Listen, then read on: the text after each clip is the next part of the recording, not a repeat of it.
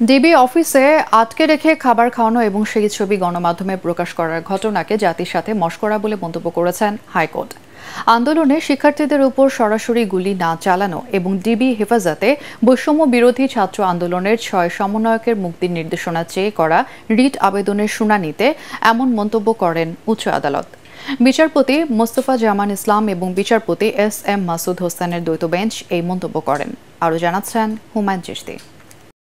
নিরাপত্তার নামে বৈষম্যবিরোধী ছাত্র আন্দোলনের 6 সমন্বয়ককে ডিবি পুলিশের হেফাজতে রাখা নিয়ে চলছে আলোচনা সমালোচনা।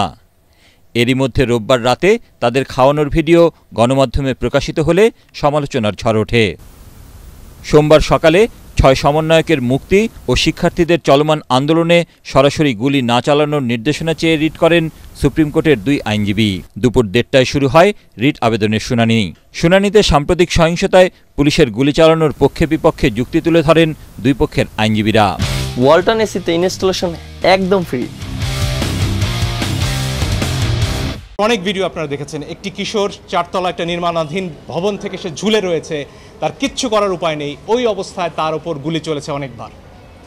আপনারা দেখেছেন রিয়া গোপ তার বাবার কোলে গুলিবিদ্ধ হয়েছে। এই জন্য আমরা স্পষ্টভাবে বলেছি যারা আন্দোলনকারী তাদের ওপরে লাইভ রাউন্ড অর্থাৎ গুলি ছোড়া চলবে না। আপনারা প্রয়োজনে টিয়ার শেল ছুড়ুন, লাঠিচার্জ করুন, রাবার বুলেটও ছুড়ুন, তাতেও বহু মানুষ অন্ধ হয়েছে হয়তো। এই রিপিটিশনটা মেনটেনেবল না। এই 4টে প্যারাগ্রাফে যে কথা লিখেছে তার ভিতর কোথাও নাই যে কোনো এজেন্সি কাউকে মারছে, স্পেসিফিকভাবে কোনো স্টেটমেন্ট নাই। কোটা সংস্কার আন্দোলনের সমন্বয়কদের আটকের ঘটনায় ডিবি অফিসে খাওয়ানোর প্রসঙ্গ ওঠে শুনানিতে। ডিবি অফিসে যাকে ইচ্ছা তুলে নিয়ে গিয়ে খাবার খাইয়ে সেই ছবি গণমাধ্যমে প্রকাশের তীব্র সমালোচনা করেন উচ্চ আদালত। আমরা বলেছি কাউকে ডিটেনশনে নেওয়া হয় নাই, কোনো আদেশ পাস করা হয় নাই, এবং যে রিট ফাইল করেছেন উনি ওদের ফ্যামিলির কেউ না। তাদেরকে যদি আটক না রাখা হচ্ছে তাহলে কেন কারোর সাথে তাদেরকে কথা বলতে দেওয়া হচ্ছে না, তাদেরকে কারোর সাথে দেখা করতে দেওয়া হচ্ছে না, আর তারা নিজেদের মতো কেন এই মুহূর্তে চলাফেরা করতে পারছে না। আমরা এই বিষয়টা কোর্টের সামনে তুলেছি। এখানে আপনি দয়া করে সংবিধানটা পড়বেন এই আবেদনটা করার জন্য যে কাউকে অন্য কারো হেফাজতে রাখা হয়েছে আইন বহির্ভূতভাবে, বেআইনিভাবে, সেই অ্যাপ্লিকেশন, সেই আবেদন যে কোনো ব্যক্তি, আপনিও করতে পারেন, আমিও করতে পারি।